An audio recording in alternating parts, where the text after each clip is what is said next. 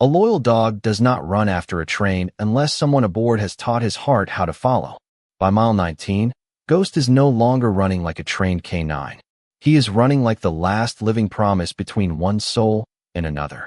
The white German Shepherd races beside the military freight train as it cuts across the Red Mesa Desert, his pale coat flashing through clouds of rust-colored dust. Each stride is shorter now. Each breath comes rough and dry. The afternoon sun hangs low over the Arizona horizon, turning the steel rails into two burning lines that stretch toward Black Ridge Tunnel. Less than a mile ahead, the mountain waits with its dark mouth open. Once the train enters, radio contact will disappear. Cameras will lose sight of it. And whatever is hidden inside Car 14 will vanish into the darkness with Staff Sergeant Isaiah Brooks still trapped within it. Ghost does not know the distance in miles. He does not know the train weighs nearly 4,000 tons. He knows only the faint vibration traveling through the ground beneath his paws. 3 short pulses. 1 long. Then silence. The signal has followed him for almost 20 miles, growing weaker with every turn of the wheels. Ghost keeps his body level with the same gray freight car, ignoring the roar of the engine and the hot wind folding his ears back. He does not look toward the locomotive. He does not chase the soldiers watching helplessly from the rear platform. His amber eyes remain fixed on one narrow ventilation grate halfway up the side of Car 14. Something is behind that steel. Someone is asking him not to stop. A highway patrol vehicle follows along a service road 200 yards away, but the rough terrain keeps it from closing the distance. Chief Warrant Officer Emily Carter leans forward over the steering wheel, watching the white dog move through the dust like a piece of winter lost in the desert. He cannot keep this pace, the driver says. Emily does not answer. She has spent 19 years around military working dogs. She has seen them search collapsed buildings, locate missing children, and sit motionless beside Marines who could not sleep. But she has never seen a dog run this far beside a moving train. More troubling than the distance is his precision. When the train slows on an incline, Ghost slows. When it gains speed downhill, he finds something deeper and stays beside the same car. Not near it. Not behind it. Exactly beside it. Emily lifts the radio. Red Mesa Command. Confirm the manifest for Freight Car 14. Static answers first. Then a clerk's voice comes through. Car 14 is listed as empty, ma'am. Emily looks at the locked gray car. Then tell me why a retired K-9 is willing to collapse beside it. No one replies. Ahead, the first shadow of Black Ridge reaches across the tracks. Ghost stumbles once. His front paws slide through loose gravel, and his shoulder dips dangerously close to the rail bed. For half a second, the train begins to pull away. The white shepherd regains his balance and drives forward again, but the gap widens. 10 feet. 15. 20. The sound from the wheels becomes enormous, swallowing every smaller noise in the desert. Emily feels something cold settle beneath her ribs. Come on, Ghost, she whispers. Whatever you heard, hear it again. Inside the locked car, unseen by everyone, Isaiah Brooks lies against the cool metal wall, his dark marine field jacket dusty, his breathing measured with the discipline of a man saving what little strength remains. In his right hand, he holds one worn dog tag. He raises it toward the steel beside him. The motion costs him more than it should. Still, he taps. 3 times quickly, once slowly. Outside, Ghost's head lifts. His pace changes. Not faster at first. Steadier. He closes the distance one stride at a time until his shoulder is once again even with the ventilation grate. Then something moves behind it. A hand appears briefly through the narrow slats, dark fingers catching one blade of golden sunlight. The hand strikes the metal once, weakly, and disappears. Ghost sees it. His ears rise. A sound leaves his chest, not a bark, but a low breath shaped by recognition. The train horn cries out as Black Ridge Tunnel draws near. Ghost lowers his head and runs harder. 47 minutes earlier, he had stood quietly on the platform while Isaiah removed the red service lead from his collar and told him their working days were over. Now, with the darkness closing in ahead, Ghost is about to prove that some bonds do not retire simply because the world has stopped believing in them. 47 minutes earlier, the Red Mesa Military Rail Yard still belonged to the morning. Heat had not yet settled over the concrete. and a pale wind moved between the freight cars carrying the dry smell of dust, diesel fuel, and sun-warmed steel. Staff Sergeant Isaiah Brooks stood beside Platform 3 with one hand resting on Ghost's neck. The white German Shepherd remained perfectly still, though the muscles beneath his coat were tense. Around them, Marines checked cargo locks, called out serial numbers, and rolled equipment toward the waiting train. The ordinary rhythm of departure continued, as if nothing important were ending. Isaiah looked down at the red service lead looped around his hand. It had faded near the brass clip after years of rain, sand, and long nights beneath foreign skies. Ghost had worn it during search drills, base patrols, and quiet visits to hospital rooms where wounded service members needed a calm presence more than they needed words. That morning, the lead felt heavier than it ever had in the field. "Easy, partner," Isaiah said. His voice was low enough that only Ghost could hear it. "This is not goodbye." Ghost looked up at him with amber eyes that held no accusation, only attention. 3 months earlier, a training exercise near the northern range had gone wrong when a pressure alarm sounded too close to the dog's position. Ghost recovered, but the specialists discovered that much of his hearing had faded. He could still detect certain tones. He still responded to hand commands. Yet the official report called him unfit for active service. Isaiah had read the words twice and signed beneath them. That signature had followed him into every quiet hour since. He had told himself it was mercy. He had told himself retirement meant safety, soft ground, and mornings without commands. But some part of him knew Ghost had not been ready to stop. Perhaps Isaiah had been the one who could no longer bear the risk. Chief Warrant Officer Emily Carter approached from the operations building with a clipboard pressed against her side. "The transport leaves in 12 minutes, she said. Her gaze moved to the red lead. "The handler from the Veterans Center is waiting by the south gate." Isaiah nodded, though he did not look away from Ghost. "They have open fields," Emily continued. "A heated kennel. Plenty of work that does not involve patrol duty." "He does not need a kennel," Isaiah said. Emily softened. "No, he needs a home."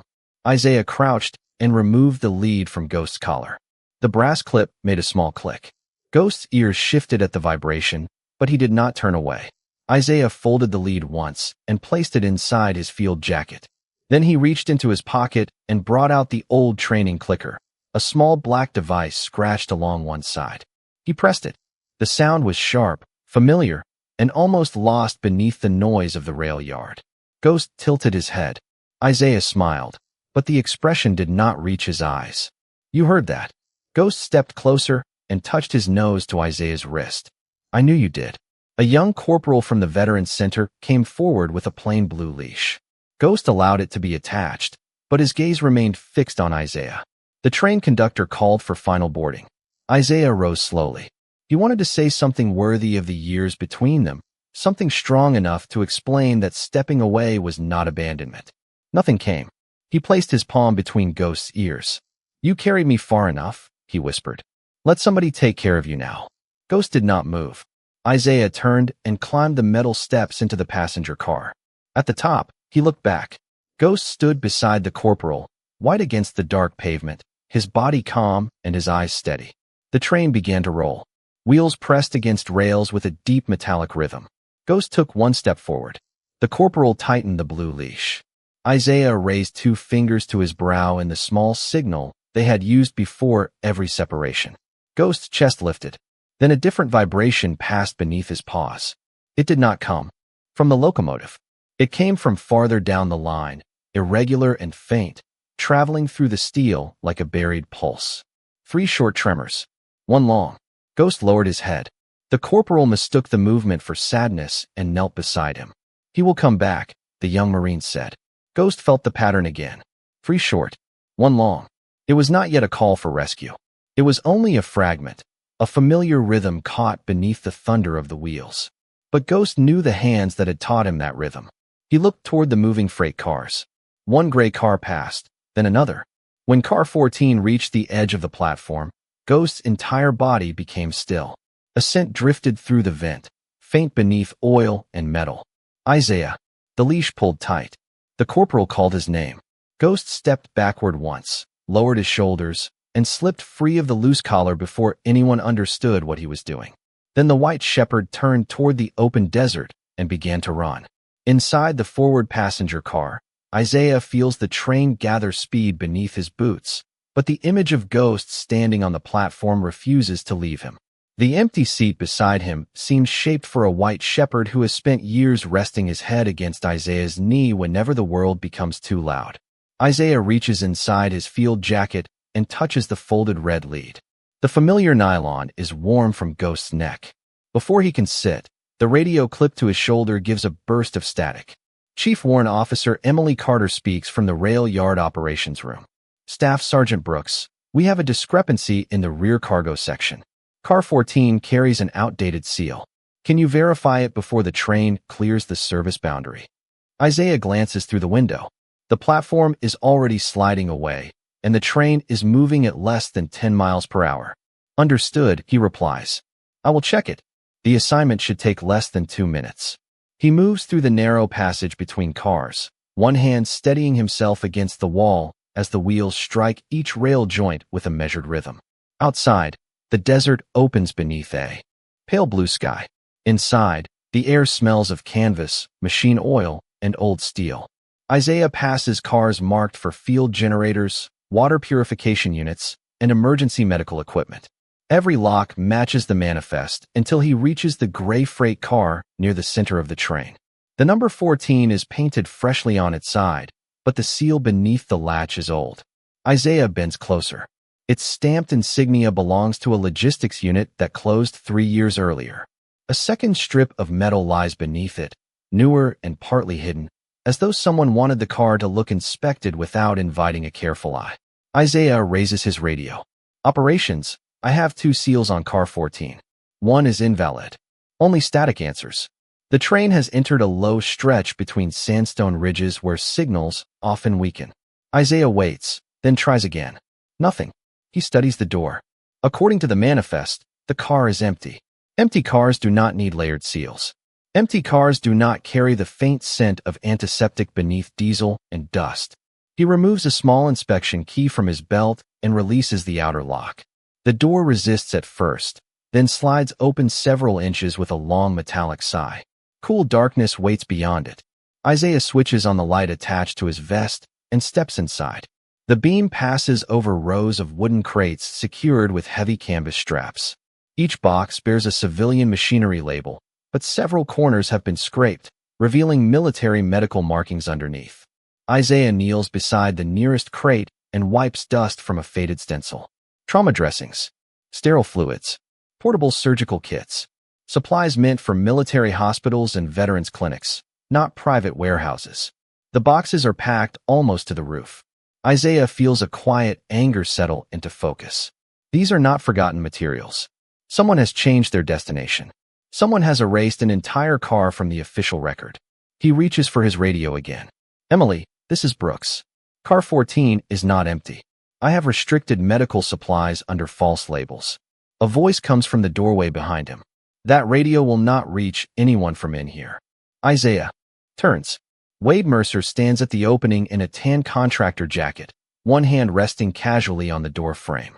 He is a broad man in his middle 40s, with silver beginning at his temples and the composed expression of someone accustomed to being overlooked.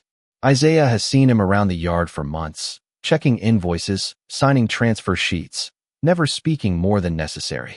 These supplies are not on the manifest, Isaiah says. Wade looks past him at the crates. Paperwork falls behind. Not by an entire freight car. The train gains speed, and sunlight flickers through the doorway in brief golden flashes. Wade does not step inside. He does not raise his voice. That calmness troubles Isaiah more than anger would. You should return to the passenger section, Staff Sergeant. After I report this. Isaiah moves toward the door. Wade's gaze drops to the radio. You already tried. The meaning arrives quietly. Isaiah reaches the threshold just as Wade pulls the exterior handle. The steel door begins to slide between them. Isaiah catches the inner grip, but the train shifts around a curve, forcing him to brace his weight against the crates. Mercer. Wade pauses with only a narrow band of daylight remaining. Some things keep moving because no one asks where they are going, he says. You should have let this one move. The door closes. A lock settles into place on the other side with a small, Final click. Darkness fills the car. Isaiah stands still until his eyes adjust to the thin light coming through the ventilation grate. He tests the door, then the emergency latch. Both have been disabled. His radio gives nothing but soft static. Beneath him, the steel floor carries every turn of the wheels into his bones. Isaiah looks down at the dog tag hanging against his chest. Years earlier, during search training, he had taught Ghost a simple pattern for finding him through walls, smoke, and darkness. 3 short sounds. 1 long. Isaiah removes the tag, presses its edge against the metal wall, and begins to tap. Ghost runs before the young corporal can reach for him. His empty collar slips across the pavement behind him, the blue leash still attached, while his white coat flashes between stacks of cargo and rows of parked transport vehicles. Voices rise across the rail yard. Someone calls his name. Someone orders the south gate closed. Ghost ignores them all. The train is already beyond the final platform, gathering speed as it enters the open desert, but the vibration beneath the ground remains clear. 3 short pulses. 1 long. Ghost cuts between 2 maintenance sheds and reaches the fence that borders the tracks. A narrow service opening stands less than a foot above the gravel. He lowers his body, presses through, and lands on the other side without slowing. The steel rails hum beneath the weight of the departing train. Ghost places one paw against the nearest rail for less than a second. The metal carries hundreds of sounds at once. Wheels striking joints. Cargo shifting against straps. The deep mechanical rhythm of the locomotive. Beneath those powerful vibrations is something smaller, irregular, and familiar. 3 short. 1 long. Ghost lifts his head toward the line of gray freight cars moving east. His hearing may have faded, but memory has not. Years earlier, Isaiah taught him that pattern inside dark training buildings where sight and sound could not be trusted. 3 quick taps meant find me. 1 longer tap meant stay with me. Ghost had followed it through smoke machines, concrete tunnels, and rooms crowded with confusing scents. Now the signal travels through rails, gravel, and bone. He does not need to hear it in the ordinary way. He feels it rise through his paws and settle somewhere deeper than sound. Behind him, the corporal reaches the fence and raises his radio. Ghost is loose. He is moving east along the main line. The response comes from Emily Carter inside the operations building. Is he chasing the passenger car? The corporal watches the Shepherd accelerate beside the tracks. No, ma'am. He is looking farther back. Ghost runs parallel to the train, using the packed dirt shoulder beside the rail bed. Dust rises around his legs. The first freight car passes him, then the second. He does not look at either one. He waits for the scent he caught at the platform, thin beneath hot steel and machine oil. The train is moving faster now, nearly 15 miles per hour, but Ghost finds his rhythm and holds it. A generator car moves past, then a water equipment car, then the gray car, marked 14. Ghost turns his head. The odor reaches him through the ventilation grate. Antiseptic. Canvas. Isaiah. He changes direction immediately and runs beside that single car. At the operations window, Emily watches the live camera feed from a crossing half a mile beyond the yard. The image shakes in the desert heat, but the white dog is easy to see. Bring the train down to 10 miles per hour, she orders. A dispatcher shakes his head. The transport has already cleared the yard. We need authorization from regional command. Emily keeps her eyes on Ghost. Then request it. The dispatcher reaches for the radio. Another clerk looks over the cargo records. Ma'am, the dog may be reacting to separation. His retirement transfer was scheduled this morning. Emily studies Ghost's movement. Dogs in distress chase whatever carries the person they love. They follow doors, windows, voices, and scent. Ghost does none of those things. Isaiah boarded near the front. Ghost remains beside the middle of the train. When car 14 drifts ahead on a curve, the Shepherd cuts closer to the tracks. When it slows slightly on level ground, he settles into a measured pace. His focus never breaks. That is not separation, Emily says. That is tracking. Inside the sealed car, Isaiah continues to tap the dog tag against the wall. He does not know whether the sound can escape the steel.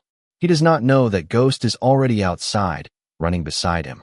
He only knows the signal once brought his partner through darkness, and faith sometimes begins by repeating what once worked when no evidence says it will work again. 3 short taps. 1 long. He pauses to listen. At first, There is only the thunder of wheels. Then something strikes the lower side of the car from outside. A light, uneven sound. Not metal, not cargo. Claws against steel. Isaiah lowers himself toward the floor and places one hand against the wall. The sound comes again, matching the movement of the train. His breath catches. "Ghost," he says softly. Outside, the white shepherd glances toward the ventilation grate as if the name has reached him through the sun-warmed metal. The train passes the final yard camera and enters the broad Red Mesa Flats. There are 20 miles of open desert before Black Ridge Tunnel. Ghost lowers his head and keeps running. Behind him, the rail yard grows smaller. Ahead, the gray car carries the only person who ever understood that silence was not emptiness. Sometimes it was simply a message waiting for the right heart to feel it. The Red Mesa Flats stretch beneath the afternoon sun like a sheet of hammered copper, empty except for the train, the service road, and the white shepherd running between them. Ghost has covered nearly 5 miles since leaving the yard. Dust darkens the fur around his legs, and heat rises from the gravel in trembling waves. But his pace remains locked to the gray freight car. Every few seconds, his eyes lift toward the narrow ventilation grate. Every few seconds, Isaiah taps again from inside. 3 short, 1 long. The signal is weaker now, buried beneath the turning wheels, yet Ghost adjusts whenever it changes. If Isaiah pauses, Ghost shortens his stride. If the tapping returns, he leans forward and gains ground. 200 yards away, Emily Carter rides in a military utility vehicle bouncing along the maintenance road. The driver fights the ruts with both hands while Emily holds a tablet against the dashboard and scrolls through the transport manifest. 18 cars are listed. Passenger compartment, field generators, water systems, communications equipment, medical refrigeration. No empty gray car appears anywhere in the record. More troubling, there is no car 14. The numbering jumps from 13 to 15 as though someone removed a line without closing the space. Emily calls the operations center. Run the original manifest, not the final upload. A clerk answers after a brief delay. The original file is unavailable. Files do not become unavailable on their own. It shows a revision at 5:12 this morning. Emily looks toward the train. Who authorized it? Static breaks across the speaker, followed by another voice. Wade Mercer. Calm, patient, almost helpful. I handled the revision, Chief Carter. 1 empty car was added for weight distribution. It was not carrying cargo, so it did not require a full entry. Emily watches Ghost stay beside the same section of the train. Then why does a retired working dog believe someone is inside it? Wade gives a quiet sigh. Because his handler boarded the train. The animal is confused. Separation responses can look purposeful. Ghost is not running beside the passenger car. Dogs make mistakes. This one served 8 years without making many. Wade pauses. 8 years is a long time. He has hearing loss. Today was his transfer day. Stress can turn memory into instinct. For a moment, Emily says nothing. The explanation is reasonable enough to be dangerous. Ghost has just been separated from Isaiah. The yard is full of unfamiliar movement. His service life has ended without his understanding why. Perhaps he is chasing the scent of the only man he trusts. Perhaps everyone is seeing intention where there is only fear. Then Ghost changes pace. Isaiah has stopped tapping inside the car to catch his breath. At the same instant, the shepherd slows by several steps. When the tapping resumes, Ghost accelerates and returns to the grate. Emily notices the pattern. Pull closer, she tells the driver. The utility vehicle moves across a narrow patch of hard ground until it is nearly parallel with the tracks. Emily lowers her window. Heat and diesel wind rush into the cab. At first, she hears only steel, engine noise, and gravel striking the underside of the vehicle. Then the driver activates the rail monitoring receiver, a device used to detect faults through vibrations in the track. A faint rhythm emerges beneath the larger sounds. 3 quick impacts. A pause. 1 longer impact. Ghost responds before Emily can speak. His ears rise. His stride lengthens. She records 10 seconds and sends the file to operations. Identify the source. Wade answers before the clerk can. Loose cargo. It happens on older cars. Emily looks again at the manifest. You said the car was empty. Silence follows. Inside the freight car, Isaiah sits with his back against a crate of sterile fluids. The air is warmer now. He removes his field jacket and folds it beneath one arm, careful to preserve his strength. He tries the radio again. No response. He taps the dog tag against the wall and listens. A faint scraping sound moves beside him from outside, steady and alive. Isaiah closes his eyes. Stay with me, Ghost. He cannot know whether the words escape the car, but speaking them keeps the darkness from becoming absolute. Emily requests the passenger roster. The file appears on her tablet a moment later. She reads the names once. Then again. Staff Sergeant Isaiah Brooks is missing. She calls the conductor directly. Confirm Brooks is aboard. The conductor checks the forward compartment. His seat is empty, ma'am. Search every accessible car. Understood. Emily turns toward the distant train as Black Ridge rises ahead, dark against the bright desert. Wade's voice returns through the radio. Chief Carter, you are delaying a secured transport over the behavior of one retired dog. Emily watches Ghost run through the heat without looking away from the sealed car. No, she says. I am following the only witness who has not changed his story. Emily orders the train to reduce speed at Copper Wash, the last inspection sighting before Black Ridge. The request moves through 3 channels before the engineer finally confirms it, and by then the mountain is less than 6 miles away. The locomotive eases down from 30 miles per hour to 12. Steel complains against steel. The long line of cars shudders through the desert, and Ghost adjusts without hesitation, keeping himself beside the same gray section. The utility vehicle reaches the siding first. Emily steps out before it fully stops, boots landing in red dust as 2 security Marines move toward the track. The sun is lower now, throwing long shadows beneath the train. Ghost arrives seconds later, chest rising hard, white fur marked by dirt, but his eyes remain clear. He does not go to Emily. He goes straight to the middle cars. Find 14, she orders. The conductor walks the line, reading numbers while the train rolls at a crawl. There, he calls.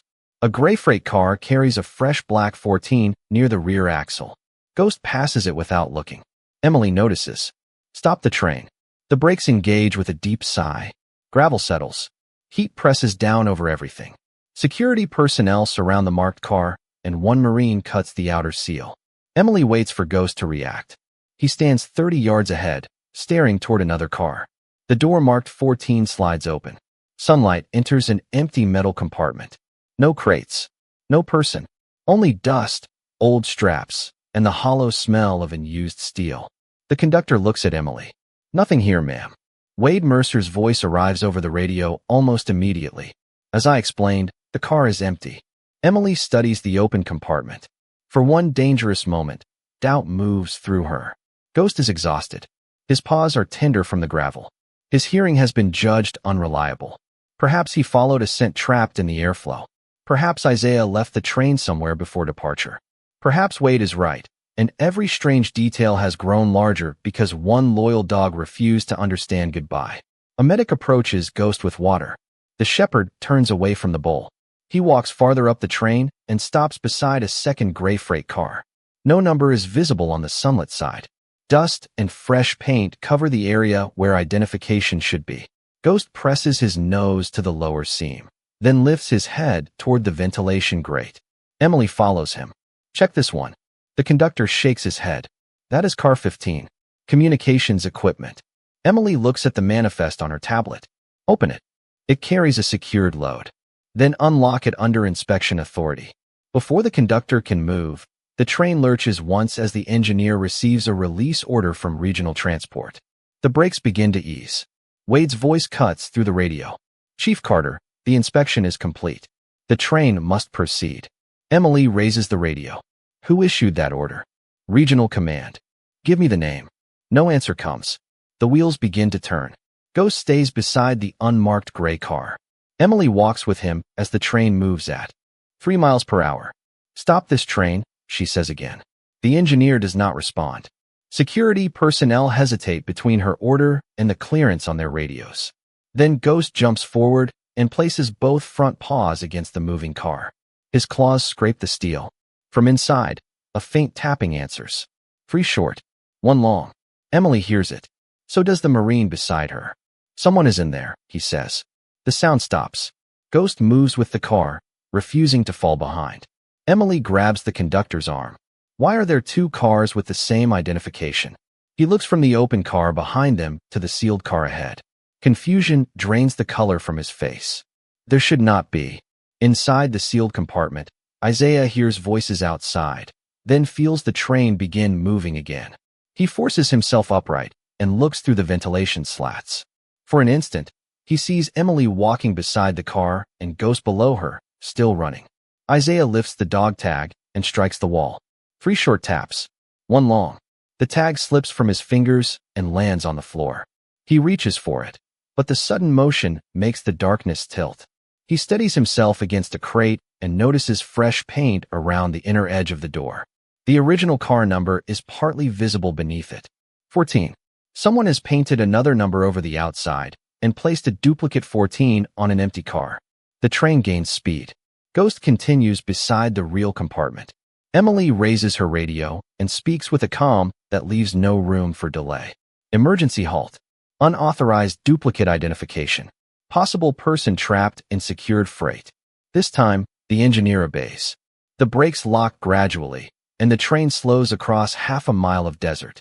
When it finally stops, Ghost stands beside the sealed door, trembling with effort. The empty car marked 14 sits far behind them. Emily looks at the hidden number beneath the dust and understands. Ghost was never following paint. He was following Isaiah. For several seconds after the train stops, no one moves. The desert seems to hold its breath with them. Heat clicks softly through the cooling steel. Dust settles around. Ghost's legs. Emily Carter stands beside the sealed freight car with one hand pressed against the door, waiting for the tapping to return. Nothing comes. She knocks 3 times with her knuckles, then once more, longer. Staff Sergeant Brooks, this is Chief Carter. Can you hear me? Silence answers from within. Ghost lifts his head toward the ventilation grate. His ears angle forward, searching for a sound they may no longer be able to catch. A security marine brings bolt cutters, but the outer lock is not the true problem. When the visible seal falls away, the door still refuses to move. Someone has engaged an internal shipping brace, a device designed to keep heavy cargo from shifting during transport. It can only be released from a maintenance panel on the opposite side, but that side of the car is blocked by a steep drainage ditch. Emily looks toward Black Ridge. The train has stopped on a slight grade less than 3 miles from the tunnel, and the engineer warns that the line must be cleared before another transport reaches the junction behind them. We need to move to the emergency siding, he says over the radio. Half a mile ahead. Level ground. Better access. Emily watches Ghost. His chest rises and falls quickly, but his gaze never leaves the grate. Move at walking speed, she orders. No faster. The locomotive pulls gently. Couplers tighten one by one, sending a soft metallic wave through the train. Ghost begins walking beside the sealed car. He no longer runs. He does not need to. Emily and 2 Marines follow along the service path while the utility vehicle circles toward the siding. Inside the dark compartment, Isaiah lies near the crates, one hand resting inches from the dog tag. He can hear voices beyond the wall, faint and distorted, but he cannot make out the words. His strength has narrowed to simple choices. Breathe. Stay awake. Reach again. He stretches his fingers toward the tag. The train moves, and the small metal piece slides farther across the floor. Isaiah closes his eyes for 1 second.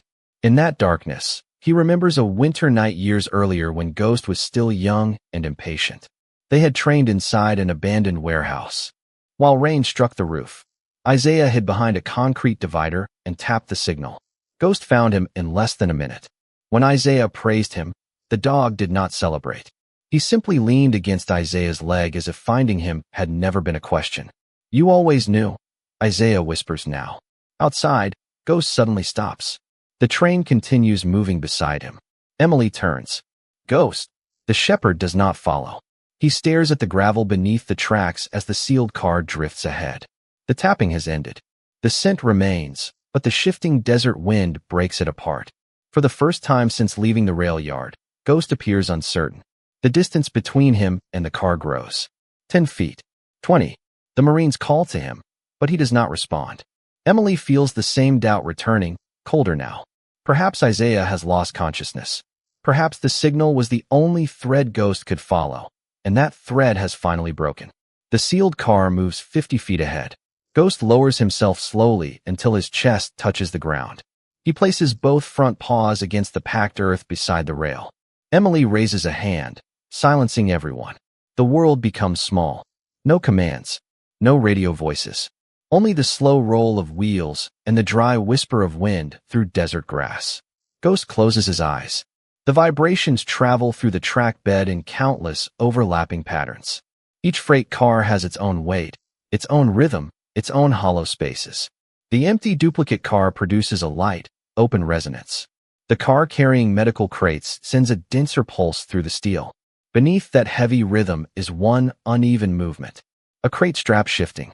A body breathing against the floor. Something alive. Ghost rises. He does not look toward the painted number. He walks forward, then breaks into a steady run, passing one gray car, then another. Emily follows in the utility vehicle as the train enters the emergency siding. Ghost reaches the sealed compartment just as the wheels stop again. He presses his nose to the lower door seam and exhales. Inside, Isaiah feels warm breath pass through a gap no wider than a coin. His eyes open. With the last strength in his hand, he taps the floor once. Ghost places one white paw against the steel in answer. Emily sees it and understands that the dog is no longer waiting for proof. He has found Isaiah without a sound. She turns toward the Marines approaching the maintenance panel. "Open this car," she says. He is still in there. The maintenance panel is hidden beneath a layer of fresh gray paint, but Emily finds the outline where the metal does not quite match. One Marine kneels beside it and works a flat tool beneath the edge while another steadies a portable light. Ghost stands so close that his shoulder touches the freight car. His breathing is fast, yet he refuses the water placed beside him. He watches the seam beneath the door as if every second has weight. Inside, Isaiah hears the scrape of tools and the low murmur of voices. He tries to answer, but only a rough breath leaves him. His fingers close around the red service lead inside his field jacket. The nylon reminds him of cool mornings on the training field, long walks after midnight, and the quiet pressure of Ghost leaning against his leg when sleep would not come. Isaiah once believed retirement would protect the dog from being needed. Now he understands that being needed was never the danger. Being left without purpose was. The panel breaks free with a sharp metallic pop. Behind it, the Marines find a secondary locking lever held in place by an unauthorized steel pin. Emily studies it for 1 second. Remove it. The pin slides out. The brace releases with a deep clunk from inside the car. Ghost steps back before anyone commands him to. The heavy door moves 3 inches, then stops against the weight of a crate that has shifted during the journey. 4 Marines take hold of the outer grip and pull together. The opening widens slowly. Cool shadow spills across the siding, carrying the clean scent of sterile packaging, canvas, and Isaiah. Ghost enters the moment there is room. He moves past the first row of crates, nose low, paws silent on the metal floor. Near the far wall, Isaiah sits with one shoulder against a wooden box, his field jacket folded beside him. His eyes are open, but tired. Ghost stops several feet away. For a heartbeat, neither of them moves. The years between them seem to gather in that narrow space. Every search, every command, every night one stayed awake because the other could not. Isaiah lifts one hand. "You found me." Ghost crosses the distance and places his head beneath Isaiah's palm. He does not bark. He does not jump. He simply leans into the touch with the full weight of trust. Isaiah lowers his forehead against the white fur between Ghost's ears. "I thought I was setting you free," he whispers. "I am sorry, partner." Ghost closes his eyes. The red lead slips from Isaiah's jacket and falls across the dog's back like a faded ribbon. Emily turns away for a moment, giving them the privacy of silence. Then the medics enter. They offer Isaiah water, check his breathing, and help him stand carefully. Ghost remains beside his left leg, matching every step as they move toward the open door. When Isaiah reaches the sunlight, the desert wind touches his face. Black Ridge Tunnel waits less than 3 miles ahead, dark and empty. Had the train continued at full speed, the car would have entered the tunnel before anyone confirmed he was missing. Isaiah looks down at Ghost's dusty coat and tender paws. The dog has carried the distance for both of them. Behind them, Emily inspects the crates. False civilian labels peel away easily, revealing military inventory numbers beneath. She scans one code with her tablet. The shipment is assigned to 3 veterans' hospitals in Arizona and New Mexico. The supplies include emergency dressings, sterile fluids, portable monitors, and surgical kits scheduled for delivery that week. None were supposed to be on this train. Emily calls the rail yard. Secure all manifests and contractor records connected to Wade Mercer. Do not allow revisions. The clerk answers with a strained voice. Mercer left the operations building 10 minutes ago. Emily looks across the siding toward the service road. A tan utility truck sits near the junction, its engine running. Wade stands beside it with his radio lowered. He is not trying to flee. He watches the open freight car with the expression of a man who has just learned that careful plans can be undone by something no document can erase. Security personnel approach and ask him to remain where he is while the discrepancy is investigated. Wade looks past them at Ghost. That dog was retired, he says quietly. Emily follows his gaze. Ghost is standing beside Isaiah as a medic wraps soft protective coverings around his paws. No, she replies. People stopped recognizing his assignment. Isaiah hears her. He kneels despite the medic's protest and fastens the red lead back onto Ghost's collar. The brass clip closes with the same small sound it made that morning. This time, Ghost feels it through Isaiah's hand. Isaiah looks at the medical crates, then at the long train resting beneath the evening light. He finally understands what had been trapped inside that car. It was not only a shipment or a man waiting to be found. It was the purpose he had taken from Ghost out of fear. The dog had run nearly 20 miles to return it to them both. 3 weeks later, Dawn returns to Red Mesa with a gentler light. The desert is cool, the rails silver beneath a pale sky, and the first wind carries the scent of creosote and distant rain. Isaiah stands beside a quiet platform with Ghost at his left side. The white shepherd's paws have healed. His coat has been washed clean of dust, though one faint rust-colored stain remains near his shoulder, a small reminder of the miles he refused to surrender. The red service lead hangs loosely between them. Isaiah no longer holds it like a tool. He holds it like a promise. Behind the operations building, investigators continue sorting through shipping records, altered manifests, and false delivery orders. Wade Mercer's access has been suspended while federal and military authorities review every transport connected to his contractor account. The missing medical supplies have already reached the hospitals named on their original labels. In Phoenix, nurses unpack portable monitors that were expected days earlier. In Albuquerque, sterile fluids are placed into emergency storage. At a veterans clinic outside Tucson, a physician opens a case of surgical kits and pauses when she reads the recovery report attached to the shipment. None of the patients who will benefit from those supplies will ever know the sound of a dog tag tapping against steel. They will not see the white shepherd who ran beneath the Arizona sun. Mercy often arrives without introducing itself. Emily Carter walks onto the platform carrying a narrow wooden box. Her uniform is pressed, her expression composed, but her eyes soften when Ghost notices her. He steps forward and sits without command. Still reporting for duty, she says. Isaiah looks down at him. He never stopped. Emily opens the box. Inside is a new collar made of dark brown leather, simple and strong. A small brass plate is fastened to the front.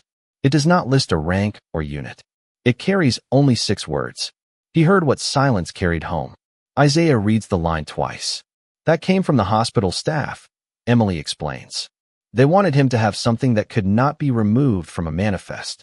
Isaiah kneels and replaces Ghost's temporary collar with the new one. The brass plate catches the sunrise. Ghost touches his nose to Isaiah's wrist, then looks toward the tracks. A freight train moves slowly across the far side of the yard. For a moment, Isaiah feels Ghost's body become alert. The old fear returns quietly. He wonders whether the dog will pull toward the sound, chasing another memory through the dust. Ghost watches the cars pass. Then he turns back and sits beside Isaiah. He does not need to follow this train. The person he loves is already standing next to him. Isaiah rests one hand between the shepherd's ears. Easy, partner. I am right here. Ghost closes his eyes. He may not hear every word, but the warmth of the hand, the rhythm of Isaiah's breathing, and the vibration traveling through the platform say enough. 2 months later, Isaiah and Ghost begin working with a volunteer search program serving veterans, hikers, and families in remote parts of Arizona. Ghost does not return to patrol duty. No one asks him to. His new work is quieter. He follows ground vibrations through abandoned structures. He searches dry washes where radio signals fail. He sits beside frightened people until rescue crews arrive.